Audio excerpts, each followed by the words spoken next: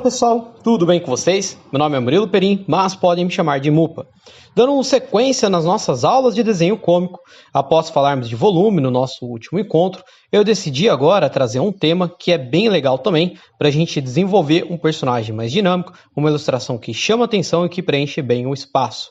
Hoje a gente vai falar do uso da perspectiva na estrutura do personagem. Então, a primeira coisa que eu comecei a fazer aqui é esboçar meu personagem. Olha como a cabeça desse personagem, desse pequeno astronauta que eu estou fazendo, ela parece bem pequena em comparação com essa pernona, com esse pezão que eu estou fazendo aqui para baixo. Olha também a comparação entre uma perna e a outra. Por que isso acontece? Por que tem uma diferença tão grande? Por causa dessa imagenzinha aqui. Olha só. Quando eu penso na perspectiva, no personagem mais simples, nesse caso aqui, um personagem que tem os braços e as pernas desenhados numa estrutura de cilindros, eu estou falando dessa diferença de percepção que a gente tem de um objeto. Por que acontece essa diferença? Porque uma parte desse objeto vai estar mais próximo da gente, vai estar chegando aqui próximo ao nosso olhar, e uma parte está mais distante. Como que eu consigo expressar isso no meu desenho? Fazendo essa brincadeira que eu fiz com os cilindros. Então eu aconselho que antes de tentar desenvolver estruturas com essa perspectiva, vocês tentem desenvolver alguns cilindros mais ou menos nesse esqueminha aqui da imagem. Quando a gente pensa no cilindro, não é muito difícil fazer aqui essa alusão à perspectiva. Se eu faço um cilindro que ele está exatamente aqui na minha frente, que ele está normal, eu vou desenvolver ele de uma maneira que o começo dele e o final dele vai ter aqui o mesmo tamanho. Mas se eu faço esse cilindro se afastando cada vez mais de mim, se eu faço uma parte dele próxima e uma parte distante, eu preciso lembrar que a parte que está mais próxima ela vai estar maior e a parte que está mais distante vai estar menor. É como vocês pegarem agora um tubo de cola, aqueles tubos que são bem cilíndricos mesmo, ou uma latinha cilíndrica, ou o que for, e vocês inclinarem esse tubo e segurar próximo do seu olhar. Você vai perceber que a parte que está mais próxima de você vai parecer bem maior, afinal ela está bem mais próxima do seu olhar, e a parte que está mais distante vai parecer bem menor. Quando a gente faz isso, então, no desenho, quando eu desenvolvo um cilindro dessa maneira, eu crio essa impressão de perspectiva. O que eu decidi fazer aqui nesse personagem para apresentar essa ideia para vocês foi desenvolver então um personagem que ele é bem simplesinho. A estrutura da cabeça é uma estrutura circular. O corpo dele são 2 círculos para fazer aquele corpinho de pera, que a gente até já comentou em outras aulas, dei uma procurada aí depois. E os membros, sim, são estruturados a partir de cilindros. Dessa maneira, eu consigo criar uma perspectiva. E olha como eu exagerei bastante no caso aqui desse personagem, para que essa noção de perspectiva ela fique bastante clara, bem óbvia. Tomem sempre cuidado com isso. Pensem em como vocês vão fazer essa representação. Esse desenho que vocês estão vendo aqui não foi o meu primeiro esboço na hora de criar esse personagem.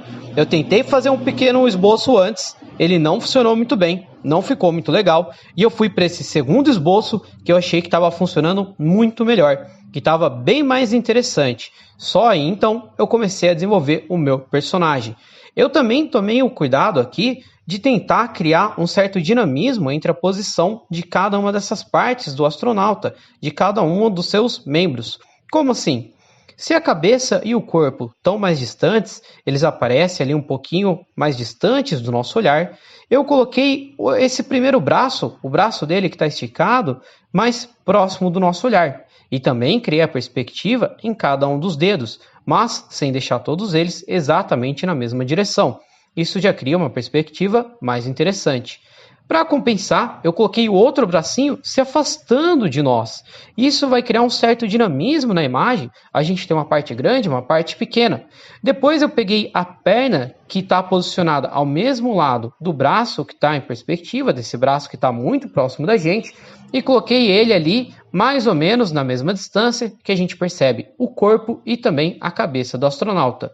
E criei uma diagonal com essa perspectiva que está mais próxima da gente. Como assim? Se eu usei o braço direito desse personagem, lembrando que quando eu digo o braço direito, eu estou falando do ponto de vista do personagem, né? Se a gente se colocasse no lugar dele, Se o braço direito dele é que está com uma perspectiva muito mais próxima da gente, eu preferi trazer a perspectiva na perna esquerda.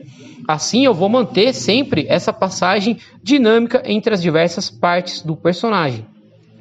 Por fim, pensando em perspectiva, o que eu fiz? Eu peguei essa corda, essa passagem aqui, esse tubo que está conectado no astronauta, e eu fiz ele começando um pouco mais distante de nós, depois eu deixei ele ficar mais próximo, fazendo o quê? Subindo ele nesse desenho, fazendo ele dar a volta na perna do astronauta, e depois ficar mais distante de novo, porque ele está se conectando lá no capacete do astronauta, que também não está próximo aqui do nosso ponto de vista.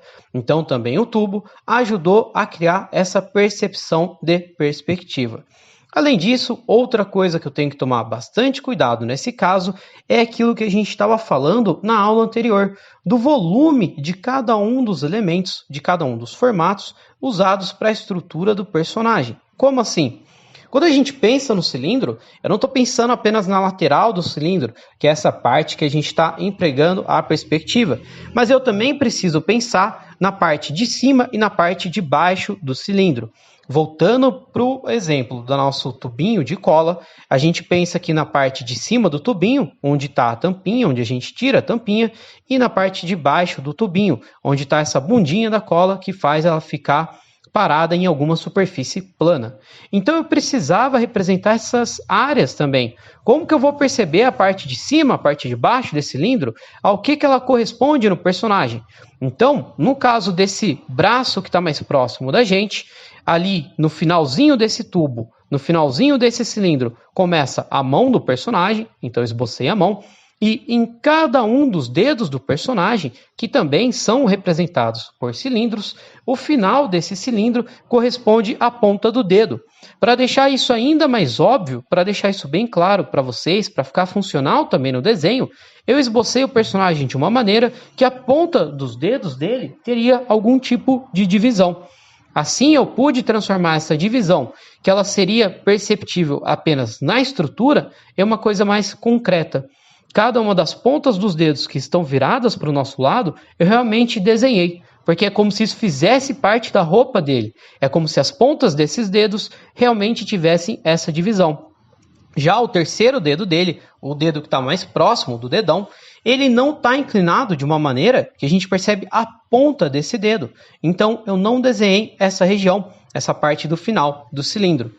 No caso da perna dele, que está mais próxima da gente, e também dessa outra perna mais afastado, eu imaginei que pela posição desses cilindros, nós perceberíamos a parte de baixo do pé, ou seja, a sola da botinha dele. Afinal, é a sola da bota que corresponderia a essa parte do cilindro, a parte de baixo do cilindro. Então, tomei o cuidado de desenhar aqui também a região da sola, de colocar alguma sombrinha que já está aparecendo nessa parte do processo do desenho. Além disso, tem uma última dica nesse desenho, que ela é bem funcional e bem interessante para a gente retratar a perspectiva no personagem.